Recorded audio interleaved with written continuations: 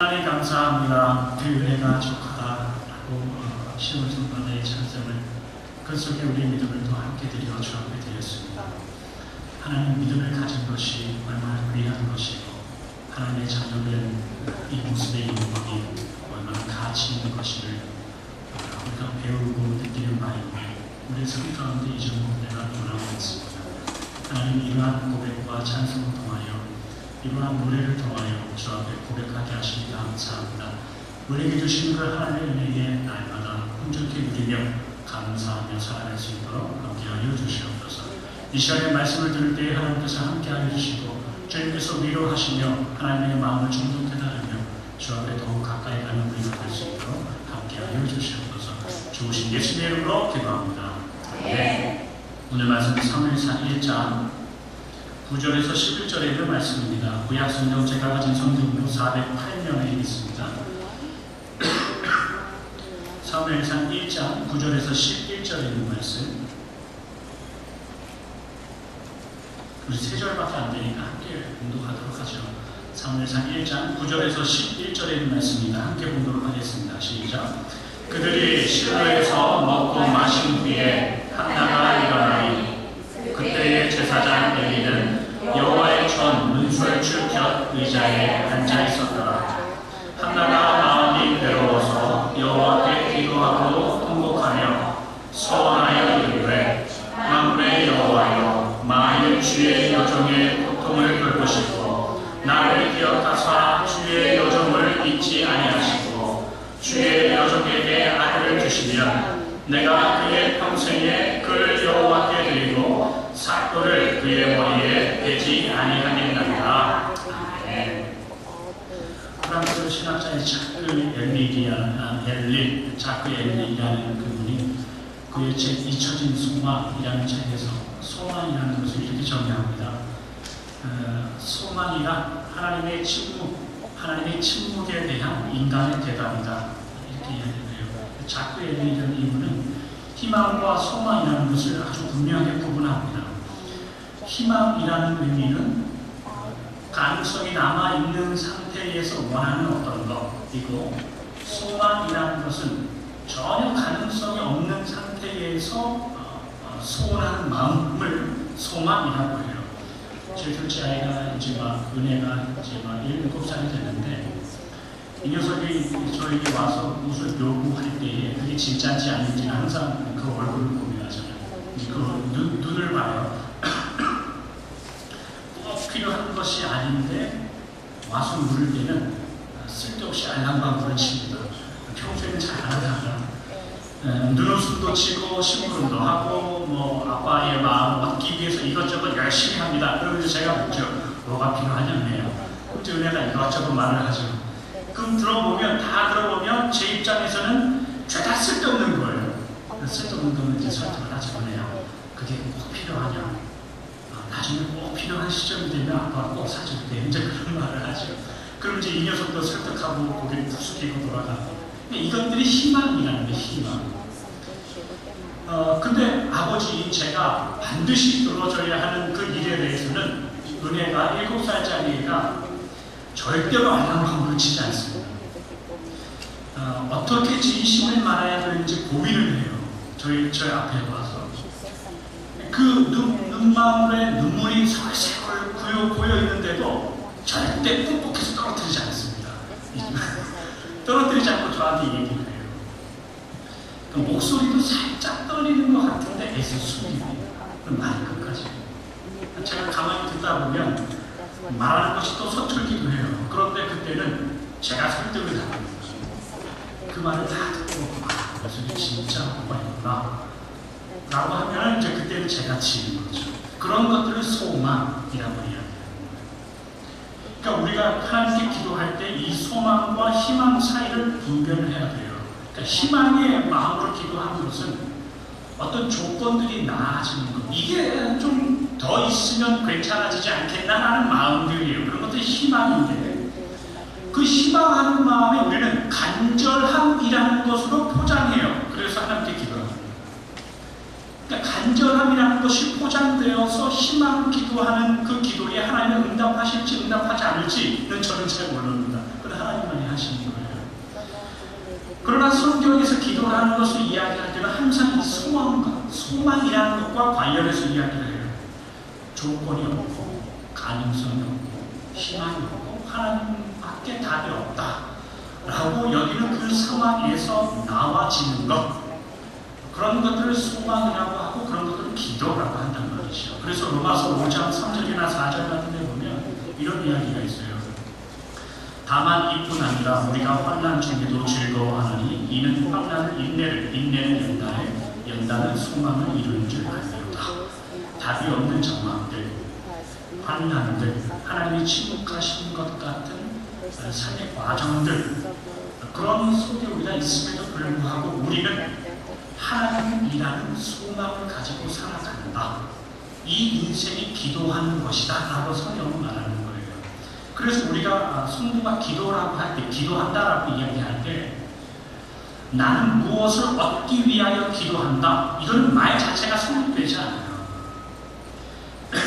왜냐하면 기도는 소망에서 나오는 거기 때문에 답이 없고 하나를 가진 자가 둘을 얻기 위해서 하는 것이 소망이 아니기 때문에 하나님이 침묵하시는 것 같은 정황과 과정 속에서 어떻게 하나님이 아니면 답이 없습니다라는 그 심정으로 하나님 앞에 토해내는 것이 기도이기 때문에 그 기도하는 소망을 가지고 토해내는 그 눈에 눈물이 가득 차 있는데 참으며 기도하며 애통하는 심정으로 주 앞에 나오는 것이기 때문에 내가 무엇을 얻기 위해서 기도한다, 이 말 자체가 성립되지 않는 게 기도예요.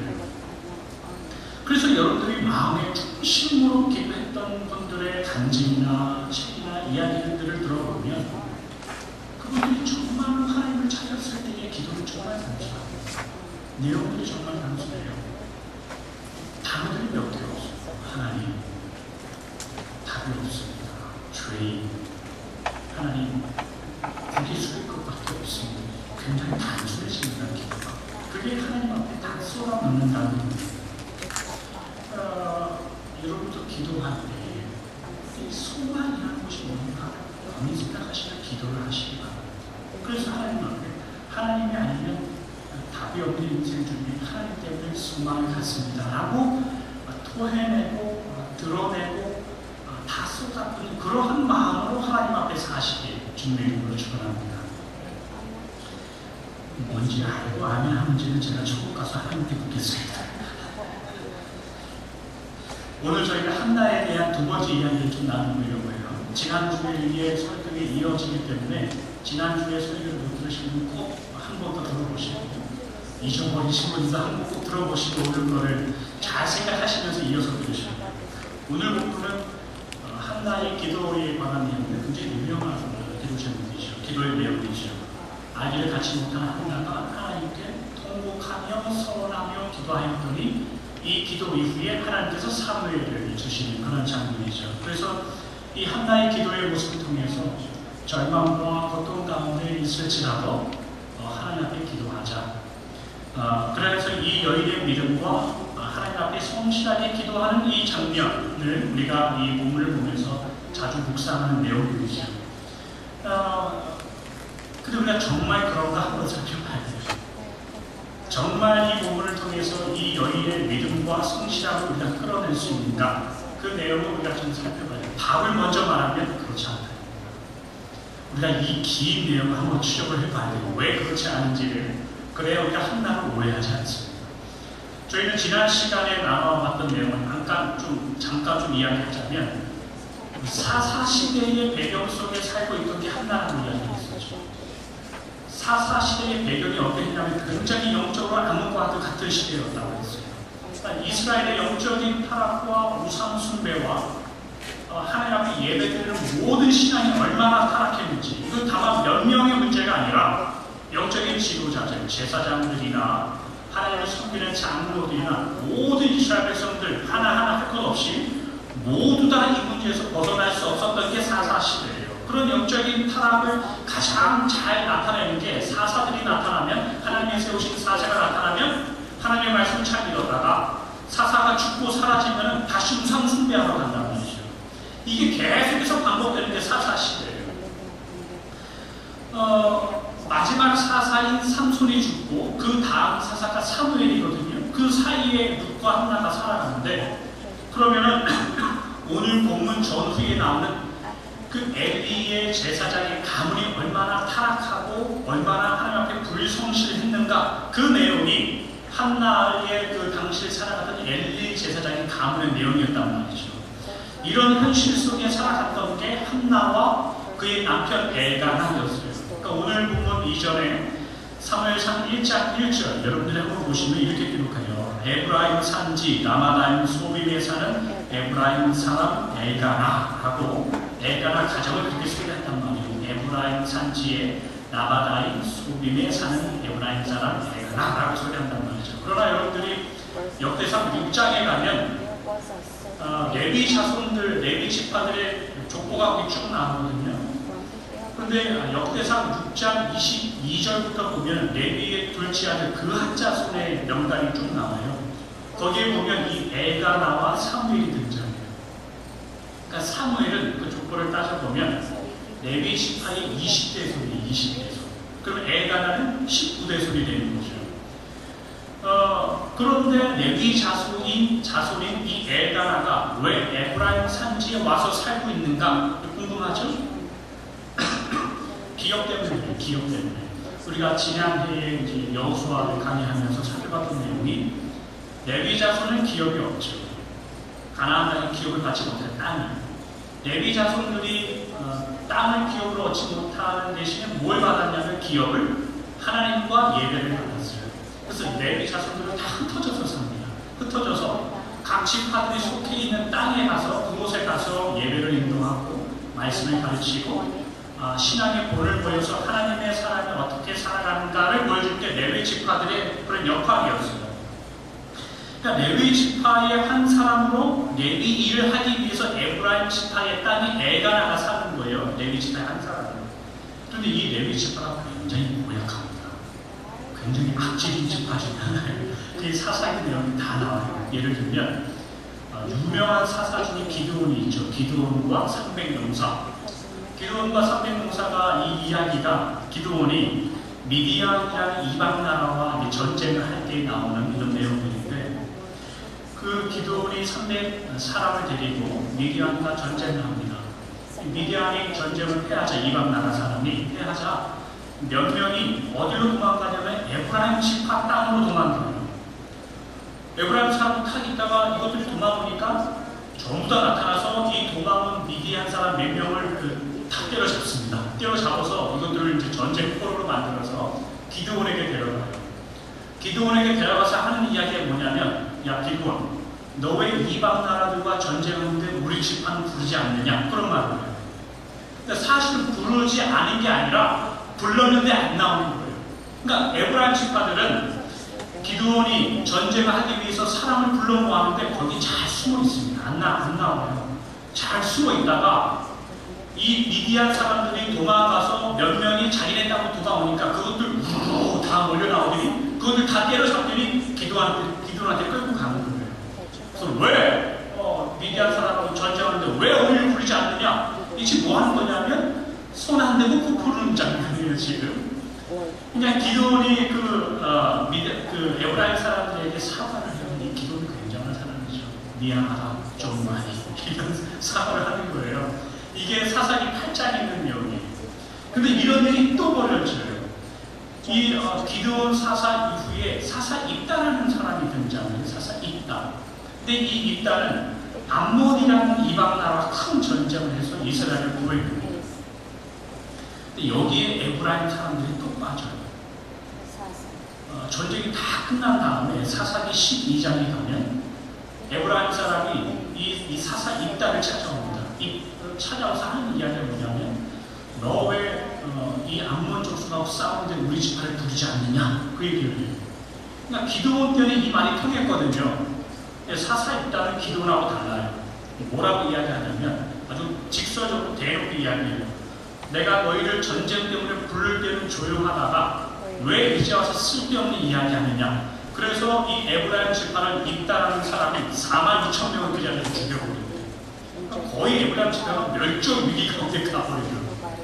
이러면 에브라임 정상적인 사람이면, 에브라임 사람이면 정신을 차려야 되잖아요. 하나님의 세우신 사상의 일, 그 일이란 우리가 동참하자. 더 이상 이런 거 하지 말고 함께 믿음다, 함께 나라를 세우자. 그래야 될 거 아닙니까? 근데 사사기의 내용이 재미있게 흘러가요. 어떻게 흘러가냐면 에브라임이 그렇게 변하지 않아요. 마지막 사사가 삼손인데 이제 삼손이 사사기 16장에 죽어요. 그리고 사사기 17장 1절이 어떻게 시작하냐면 이렇게 시작해요. 에브라임 산지에 미가라 이름하는 사람이 있더니 이렇게 시작해요. 그러니까 에브라임 사람 미가의 이야기가 17장부터 나오는데 미가라는 사람은 무슨 짓을 하냐면 자기 집에 우상을 섬기는 우상 신전을 만들어버립니다. 그리고 에브라임 산지에 방황하는 청년, 레위 지파 청년을 한 명을 납치와 데려와요. 잡아와서 자기네 집의 개인 제사장, 자기만을 위해서 예배드리는 개인 제사장을 만들어요. 미가라는 사람이 에브라임 지파 사람이라고 하시죠. 그만큼 에브라임 사람들이 치졸하고 우상을 섬기고 자기 멋대로 살았던 사람들이 에브라임 지파 사람들이에요. 한 가지 사건이 더 있어요. 근데 이 사사기가 에브라임 지파 그 중심에 서 있는데 한 가지 마지막 사건이 더 있는데 이 사건을 우리가 눈여겨봐야 돼요. 그리고 엘가나 가정과 한나를 이해한 결정적인 사건이에요. 그게 뭐냐면 사사기 제일 마지막 사건이 19장, 20장, 21장 이 세 장의 한 이야기, 한 사건을 다루는데 베냐민이라는 지파하고 나머지 지파의 동맹군, 연합군하고 전쟁을 벌입니다. 베냐민 지파 한 지파하고 나머지 지파의 연합군하고 전쟁을 벌여서 이 베냐민 지파의 남자를 다 죽여버려요. 여자만 남는 거예요. 그러니까 불쌍해서 야 우리의 남자 아들을 베냐민 지파에 장가버리자. 그래서 여기 이제 살려놔야 되는 그런 일이 19장, 20장, 21장에 나오는데 그 19장에 넘어가면 이 베냐민 지파와 다른 지파의 이 전쟁이 누구 때문에 일어나는지 19장 1절과 2절이거든요. 한번 함께 읽어보죠. 시작. 이스라엘에 왕이 없을 그때에 에브라임 산지 구석에 거류하는 어떤 레위 사람이 유다 베들레헴에서 첩을 맞이하였더니 그 첩이 행음하고 남편을 떠나 유다 베들레헴 그의 아버지의 집에 돌아가서 거기서 넉 달 동안을 지내매 베냐민 지파하고 나머지 11개의 지파의 동맹군과 전쟁에서 베냐민 지파가 시간 만나버리는 이 마지막 사사기의 이 이스라엘 자체의 이 비극적인 일이 에브라임 땅에 사는 레위 지파 때문에 일어납니다. 이 레위 지파 이 사람이 왜 에브라임 땅에 살까요? 간단해요. 레위 지파의 일 때문에 그 에브라임 땅에 그 땅에 가서 사는 거예요. 레위 지파의 한 사람으로 말씀을 인도하고 신앙을 교육하고 예배를 주관해야 할 이 레위 사람이 첩을 데려왔다. 그렇게 해서 19장 시작하는 거예요. 여러분, 첩을 데려온 게 잘못일까요? 레위 지파 사람이 큰 잘못이에요. 성경은 남자와 여자가 한 몸을 이루지 이것이 하나님의 뜻이다라고 이야기하는 거예요. 그런 기준에 있어서 예배를 인도하고 신앙을 가르치는 레위 지파가 첩을 데려온다. 그것도 그냥 첩이 아니라 행음하는 여인. 이 행음하는 여인, 그리고 이 행음하는 여인은 이 레위 지파 이 사람 말고 다른 사람하고 바람이 나가지고 그게 걸릴까봐 자기의 시아버지 집에 가서 넉 달 동안 숨어 지내는 것, 그것이 19장의 처음 이야기예요. 에브라임 사람들이 얼마나 타락했는지, 그곳에서 말씀을 가르치고 성경을 가르치고 신앙을 가르치고 예배를 가르치고 믿음으로 온전히 있어야 할 그 레위 사람들이 가늠하는 여인과 살아가는 거예요. 심지어 가늠하는 여인을 두 번째 부인을 데려왔단 말이에요. 이 모습이 에브라임 지파의 현실이고 상황이에요. 그 속에 레위 지파들도 얼마나 무기력하게 살고 있었던가, 말씀 속에 살아야 되는 그 일을 하지 못하고 살았던가, 그것이 에브라임 지파와 그 안에 살고 있는 이 레위 지파, 레위 사람들의 레위 지파가 그 땅을 사니까 에브라임 사람들이 늘 거짓말하고 장모리 굴리고 그렇게 살 수밖에 없는 거예요. 오늘 사무엘상 1장을 다시 보죠. 사무엘상 1장 1절은 레위 사람인 엘가나가 그의 레위 지파로서의 일을 감당하기 위해서 에브라임 지파의 땅에 살았다라는 것을 알려주는 게 1장 1절이에요. 근데 1장 2절을 여러분들이 한번 보세요. 2절을 보시면 그에게 두 아내가 있었으니 한 사람의 이름은 한나요, 한 사람의 이름은 본인나라. 이렇게 예배를 인도하고 신앙을 가르치고 말씀을 가르쳐야 하는 이 엘가나, 레위 사람 엘가나에게 두 번째 아내가 있었다. 이게 무슨 뜻일까요? 우리가 그냥 넘겨버릴 그런 문제가 아니에요. 지금 두 번째 아내가 있었다. 그렇게 말하는 거예요. 쉽게 생각하면 첫 번째 아내인 한나가 아이를 못 가지니까 두 번째 아내를 데려간 종족 보존을 해야 되니까 아들을 낳아야 되니까 두 번째 부인을 데려왔나 보다 라고 생각할 수도 있어요. 쉽게 생각하면. 그러나 여러분, 레위 자손들은 뭐 했던 사람이냐면 말씀을 가르쳤던 사람이에요. 말씀의 내용이 뭐냐면 이스라엘 백성들이 조상이라고 여기는 아브라함, 이삭, 야곱 있잖아요. 아브라함의 아내 사라도 아이를 못 낳는 여인이었어요. 그리고 창세기 25장에 가면 아브라함의 하나님, 이삭의 하나님, 이삭의 아내 리브가도 아기를 못 갖는 분이었어요. 그리고 야곱의 하나님, 야곱이 사랑했던 라헬도 아기를 못 갖는 여인. 이스라엘 백성들이 존경하는 믿음의 조상 아브라함의 하나님, 이삭의 하나님, 야곱의 하나님 할 때 이 세 사람의 공통점이 뭐냐면 여인들, 아내들이 아무도 아이를 못 낳는 게 공통점이에요. 그럼 또 다른 공통점이 있다면 하나님이 태를 닫으시고 태를 여셔서 자신들의 조상을 이루어 갔다. 그걸 엘가나는 알아요. 알아서 그걸 믿고 가르치는 사람이란 말이죠. 가르치는 사람이 내 아내가 태가 닫혔으니 두 번째 여인을 데려와 이런 말을 할 수가 없어요. 우리는 아니 그런 말씀을 가르치는 사람이 어떻게 두 번째 아내를 데려올 수 있는가 이렇게 의아해하고 질문을 해야 돼요. 우리는 아니 불쌍한 사람들 그래 이렇게 볼 문제가 아니에요. 왜 두 번째 아내를 데려왔을까?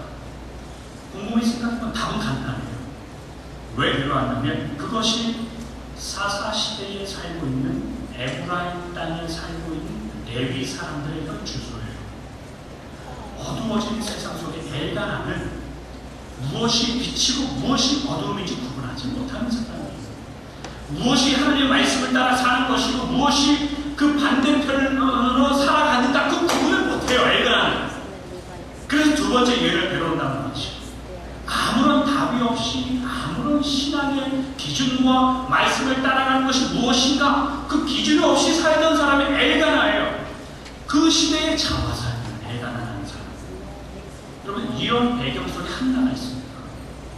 우리가 한나를 잘 이해하기 위해서부터 레위 자손인 남편과 엘가나가 살아갈 때 아이를 못 낳자 두 번째 아내 브린나를 데려오는 이 장면에는 마치 잘 생각해서 믿음의 조상들 사라가 아브라함에게 자기의 여종을 통해서 아기를 낳고 라헬이 자기가 아기를 못 낳자 여종을 통해서 야곱에게 아기를 낳는 것처럼 그 당시에 엘가나와 한나 사이의 두 번째 부인을 데려왔다는 의미는 한나 성경에 기록되어 있지 않지만 한나와 엘가나 사이에 어떤 방법으로든지 동의가 있었다는 얘기예요. 그렇지 않으면 이런 일이 일어나지 않습니다. 한나가 믿음으로 결정한 걸까요? 기도로 두 번째 부인을 데려와야 되겠다 결정한 걸까요? 전혀 그렇지 않습니다. 우리가 지금 믿음의 눈을 가지고 한나를 좋게 봐서 기도하면 이렇게 막 가면 안 돼요. 올라가면 안 돼요. 성경대로 우리를 가야 돼요. 한나는 암묵적인 동의로 두 번째 여인을 데려오는 거예요. 그렇게 해서 두 번째 부인 나가는 거예요. 그런데 이야기가 한나가 예상한 대로 흘러가고 있지 않아요. 왜냐하면 두 번째로 들어왔던 부인 나는 애를 너무 잘 낳고 심지어 이 두 번째 여인이 두 번째 부인이 자기를 멸시하고 무시한단 말이죠. 옛날에 그 인현 왕과 숙종의 왕비인데 아들을 못 낳죠. 그랬더니 어디서 불러먹다 들어온 장희빈이 아들을 낳잖아요. 장희빈이 이 인형 마물을 주기 위해서 밤마다 그 볏짚으로 된 인형을 만들어가지고 밤마다 막 찔르잖아요. 이거 죽어라, 죽어라, 죽어라. 그 바람에 인형 마물가 젊은 나이에 묘절을 하고 죽잖아요. 지금 역할이 좀 바뀌긴 했습니다만 지금 한나의 심정이 이거예요. 누구분이 나 어떻게 잡아먹나? 이걸 어떻게 잡나? 지금 그 심정 있는 게 지금 한나란 말이에요. 만약에 한나가 그 볏짚 인형을 알았다면 밤마다 분이 나를 찔렀을지도 몰라요. 그래서 묘절을 시키고 말지어다. 그리고 찔렸을지도 모른단 말이죠. 에이 설마 기도하는 한나가 그랬을까요? 이렇게 지금 여기까지 올라오시죠? 저에게 아마 예배가 끝나면 부를지도 몰라요. 기도하는 한나를 그렇게 만들지 마십시오, 목사님. 그런 마음이 있을지 모르지만 여러분 잘 생각해 보십시오. 한 개인, 사람의 생각과 이 사고라는 것은 그 당시의 세상의 흐름과 문화 속에 흘러가게 되어 있습니다. 예를 들면 갈대아 우르에서 강 건너 저편에서 아버지 데라는 우상을 만들어서 그 조각해서 그거를 빌어먹던 사람이 있는데 하나님이 아브라함은 하나님을 믿는 신실한 사람이어서 하나님께서 본토 친척집을 떠나라고 명령하셨을 때 떠났다. 성경 그렇게 말하지 않아요. 여호수아 24장이나 사도행전 7장에 가면 아브라함도 우상을 섬겼다 이렇게 말한단 말이죠. 모두 다 우상을 섬기는데 아브라함은 하나님을 섬겼다 이렇게 볼 수가 없어요. 우리 여러분들과 저를 보십시오. 다 타락하는데 혼자 기도합니까? 아이고 저는 타락하고 저는 타락하는데 나도 타락해야 되는데 이게 사람 심리고 마음이에요. 사사기 시대가 어떤 상황입니까? 다 목적인 상황이에요. 제사장도 무너졌고 장로들도 다 무너졌어요. 모든 이스라엘 백성들이 다 무너졌어요. 그런 상황 가운데 한나만 기도했을까요? 절대 아닙니다. 그건 순진한 생각이에요. 한나도 똑같아요. 성경은 그렇게 말하지 않습니다. 성경은 오히려 한나도 이와 같더라 라고 말하는 거예요. 한나도 이와 같더라 라고 말하는 것이 오늘 본문 사무엘상 1장 11절. 오늘 1장 11절을 함께 읽어보도록 하겠습니다. 시작. 선하여 이름을 만군의 여호와여 만일 주의 여종의 고통을 돌보시고 나를 기억하사 주의 이름을 잊지 아니하시고 주의 여종에게 아들을 주시면 내가 그의 평생에 그를 여호와께 드리고 삭도를 그의 머리에 대지 아니하겠나이다. 1장과 2장에 보면 한나가 기도하는 두 번의 기도 내용이 나오는데 1장에 나오는 기도는 이 11절에 있는 거고 2장에 있는 기도 내용은 1절부터 나와요. 2장에 있는 기도의 내용이 우리가 아는 믿음의 기도 한나예요. 지금의 기도는 완전히 다른 기도예요. 지금 1장에 기도하는 한나의 기도를 살펴보면 핵심은 딱 하나예요. 아들을 주시면 나실인으로 만들겠습니다. 그 뭐예요?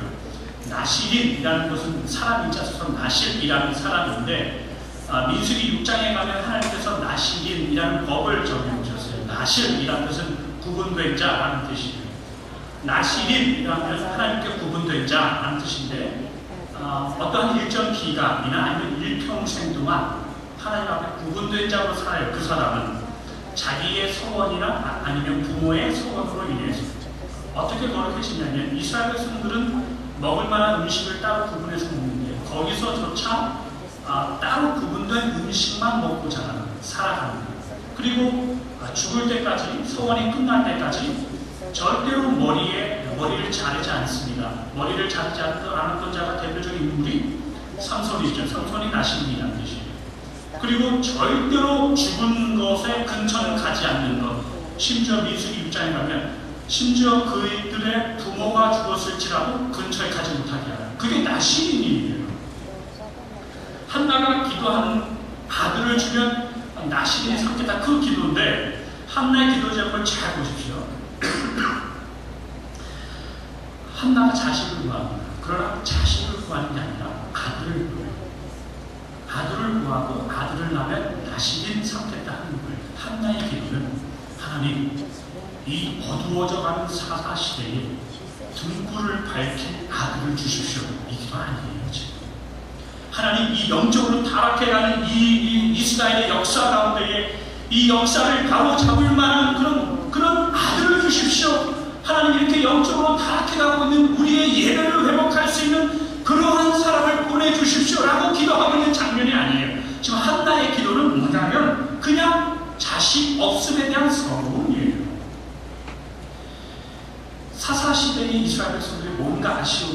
맨날 죽을 것 같으면 하나님 앞에 나와서 기도했죠. 그럼 하나님 들어줬어요. 그런 기도였죠. 한나의 기도는 사사시대 사람들이 했던 기도, 그 이상도 그 이하도 아니에요. 왜 하필 나시는 이로 삼겠다고 기도하는가? 한나 시대의 마지막 사사가 누구였습니까? 삼손이에요. 삼손이 나시린이란 말이죠. 삼손의 우리가 힘을 알잖아요. 삼손이 가지고 있었던 그 사람이 감당할 수 없는 그 힘, 하나님 편에 있어서는 굉장한 능력이고 권능의 표시이지만 사람 편에 있어서는 네 집 자식 힘싼 놈이에요. 저런 놈만 있으면 절대 어디 가서 뒤지지 않는다. 저런 놈만 있으면, 저런 아들 하나만 있으면 어디 가서 절대로 지지 않겠다. 왜 한나가 나시를 삼겠다고 기도할까요? 사사 만들어서 하나님의 큰 일을 하겠다는 게 아니라 어디 가서 떵떵거리며 살겠다는 거예요. 니들 다 무시하지 말아라. 그 마음이에요. 여기까지가 한나의 기도의 내용인데, 그런데 놀라운 것은 이 기도에 하나님이 응답하신다는 거예요. 여기가 오늘 은혜이십니다. 이게 왜 은혜인지 봐야 돼요. 여러분, 만약에 제 아들이 이런 배경과 이러한 마음을 가지고 저한테 와서 저희가 어떤 요구를 한다면 제가 대뜸 뭐라고 하겠습니까? 쓸데없는 이야기하지 마. 가서 밥 먹고 자요. 쓸데없는 소리 하면 가서 잠이나 자. 여러분들 안 그러겠습니까? 그러죠. 놀고 자빠졌네. 가서 잠이나 자. 그런 말 안 하겠냐고요. 왜 그 영적으로 타락한 이스라엘 백성들, 왜 에브라임 지파 그 땅의 사람들, 그 가운데 아무런 효과도 없고 변화도 없고 모범으로 살지 못한 레위 자손 중에 그 여인 한나가 이렇게 기도하고 경쟁하고 죽이고 오직 자기의 잘난 맛을 살아왔던 그 사람들, 그 가정에서 하나님, 내가 이대로 끝낼 수 없습니다. 내가 죽는 한이 있더라도 저것도 다 때려쳐 봐야 되겠습니다. 그런 마음으로 기도했던 이 기도에 하나님은 아무런 말씀 없고 기도에 응답하신단 말입니다. 이 질문이 오늘 본문의 처음이고 마지막 결론이에요. 이런 말도 안 되는 요청이에요. 기도라고 하기에는 창피한 거예요. 기도라고 하기에는 어디 가서 말도 못 꺼내는 이 낮은 수준, 신앙이라고 하기에는 개차반도 아니고 이거 무슨 기도, 무슨 신앙인가 라고 할 정도의 수준의 그 외침, 오로지 기도하는 내용이라면 나의 이익과 명예와 저것을 잡아먹지 못하면 억울해서 못 살겠다는 그 수준의 문제, 이 문제의 기도에 하나님은 아무 말 하지 않고 한나를 생각하셔서 알려를 줍니다. 이 질문, 이 모습, 이것이 한나라는 여인을 통해서 하나님이 우리에게 하는 질문입니다. 여러분, 도대체 하나님은 어떤 분입니까? 우리가 하나님을 이야기할 때 하나님은 정의로우신 하나님입니다. 하나님은 공의로우신 하나님입니다. 하나님은 공평하신 하나님입니다 라고 이야기할 때 그 정의롭다, 그 공의롭다, 그 공평하다 라는 그 기준을 우리가 어떻게 이해해야 되는 거죠? 왜냐하면 우리가 생각할 때 우리는 저도 한나보다 나아요. 그렇지 않습니까? 저는 한나보다 나아요. 저는 두 번째 아내가 없어요. 여러분, 수호소 두 번째 아내와 두 번째 남편 되고 같이 사시는 분 있습니까? 없잖아요. 여러분들 다 한나보다 나아요. 애가 나보다 낫단 말이에요.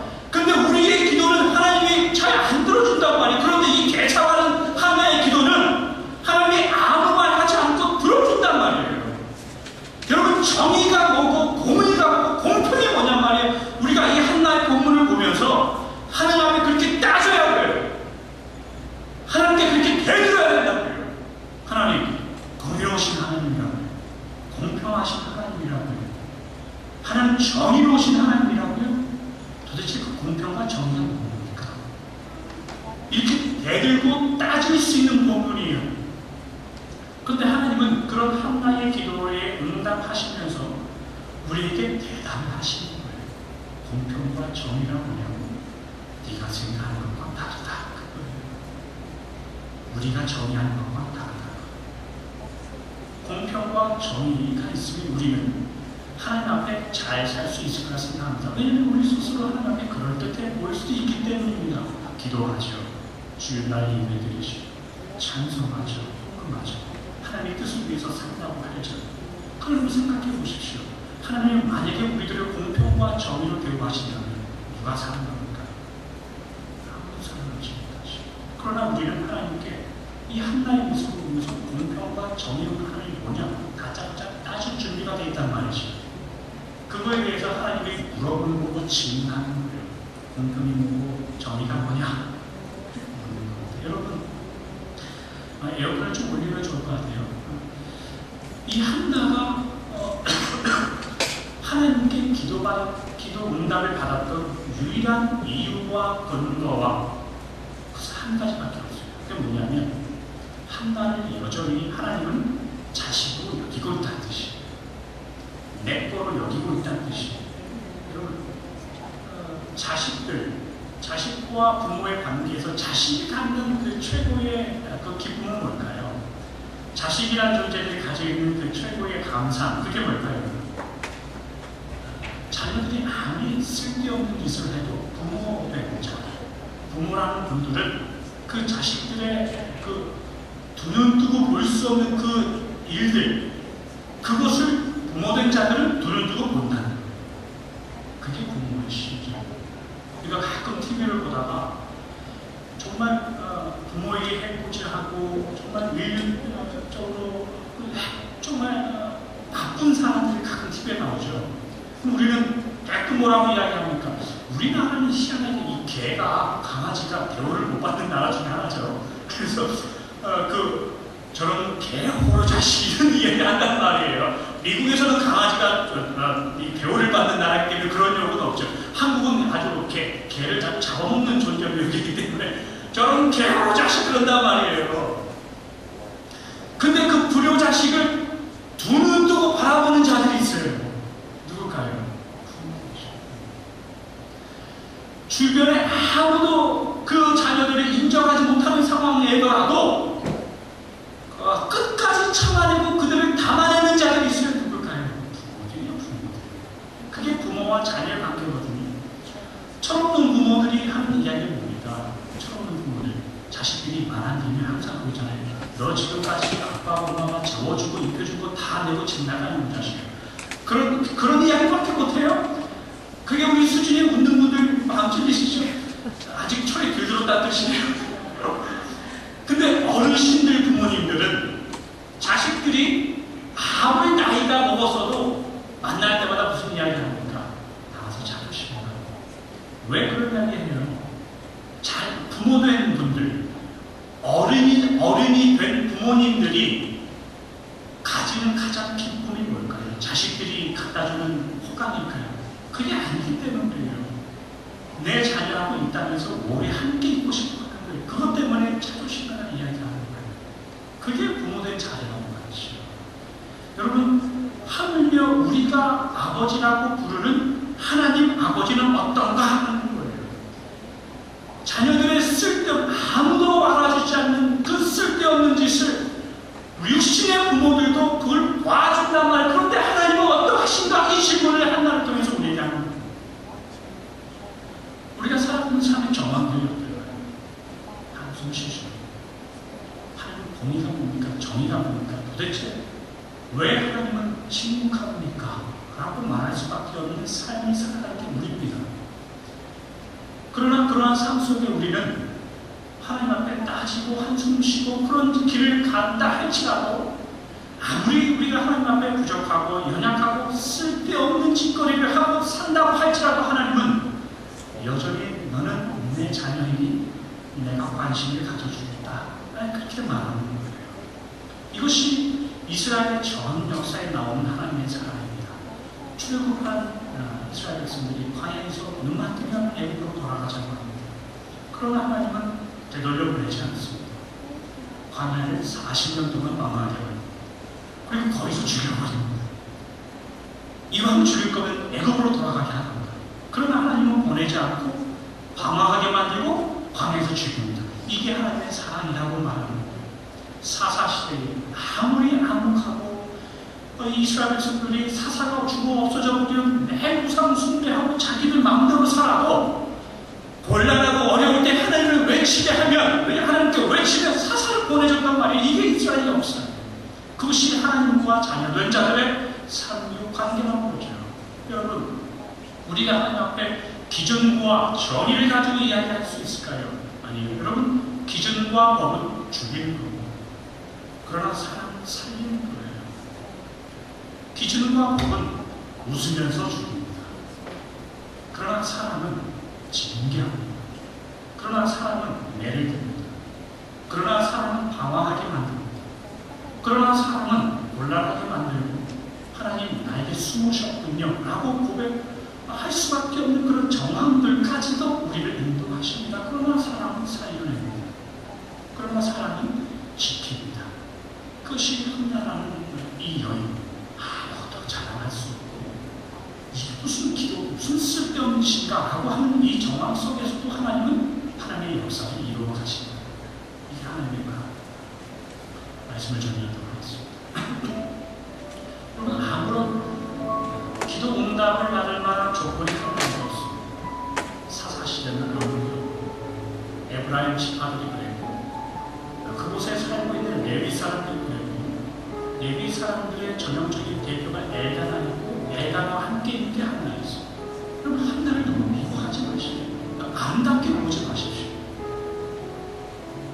한나보다 우리가 훨씬 훌륭합니다. 여러분 훨씬 훌륭해요. 그런데 하나님 우리에게도 별로 좋지 않아요. 그렇게 생각합니다. 오히려 한나 같은 이런 여인의 기도를 하나님이 들으시고, 한나라는 여인을만 보면 담아낼 게 없어요. 그런데 하나님은 그 여인을 하나님의 뜻 안에 담아내신단 말입니다. 그리고 하나님의 계획을 이루어 가신단 말이죠. 하나님 편에서 본다면 한나와 우리가 누가 하나님 앞에 있어서 쓸만하고 유용할까요? 이쪽도 없고 저쪽도 없어요. 우리도 아니고 한나도 아니에요. 이 말뜻은 뭐냐면 우리 모두 다 하나님 앞에 쓸데없는 수준이 아니에요. 그러나 하나님은 여러분들을 담아내시겠다. 그러나 하나님은 여러분들을 통해서 하나님의 일을 해내시겠다 이겁니다. 거기 치사하게 그럼 나는 가만히 있을게요. 하나님 일해 보십시오. 이러면 사랑을 하지 못하는 자들이지. 사랑이 뭔지 모르고 여러분 이렇게 부족하고 연약한 가운데 살아갈 겁니다. 답을 찾기 힘든 그 인생을 살아가고 그런 기도자를 가지고 살아갈 겁니다. 그러나 포기하지 마시고 지지 마시고 속지 마시고 세상에 대해서 낙심하거나 낙담하지 마십시오.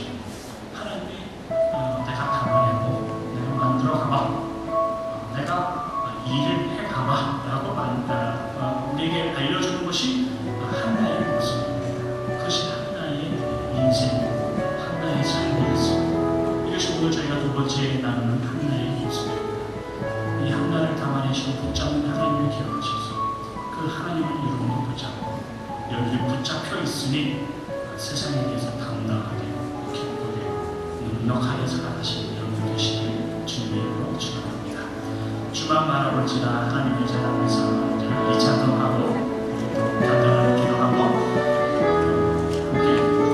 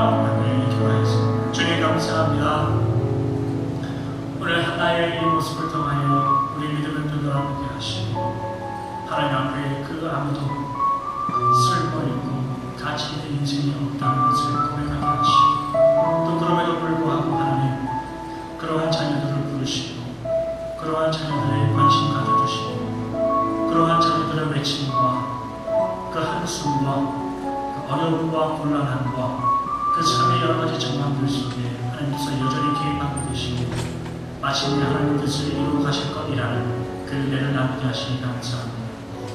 우리의 인생이 그러한 삶을 살아가는 것이니 하나님 세상에 속지 않게 하여 주시옵소서. 적어도 하나님을 믿는 사람이 이래야 되지 않겠는가 스스로 속이지 않도록 하여 주시옵소서. 하나님께 기도하는 자들의 인생과 삶이 이 정도는 돼야 되지 않겠는가 스스로 속이지 않도록 하여 주시옵소서. 예수님은 그런 길을 걷지 않고 사도 바울도 그 길을 걷지 않고 하나님의 자녀들, 모세들, 아브라함들 모든 믿음의 조상들이 그러한 길을 걷지 않았습니다. 그들이 걸었던 길은 십자가의 길이었고 오직 하나님 기뻐하시는 길이었사오니 하나님 우리도 그 믿음의 길을 걷게 하여 주시고 그 신앙의 길을 걸어낼 수 있도록 능력과 힘을 더하여 주시옵소서. 주 앞에 귀한 예물을 드리게 하시니 감사합니다. 하나님의 은혜와 교회의 사역과 말씀의 삶 위에서 사용하시고 주님께서 기뻐하시는 아름다운 예물을 들 수 있도록 그들의 모든 손길 위에 하나님의 은혜 위에 은혜를 더하여 주시고 복 위에 복을 더하여 주시옵소서. 믿음의 삶이 주 앞에 있게 하시며 하나님께서 기꺼이 사용하시는 그 믿음의 삶이 될 수 있도록 축복하여 주시옵소서. 좋으신 예수님의 이름으로 기도하옵나이다. 아멘.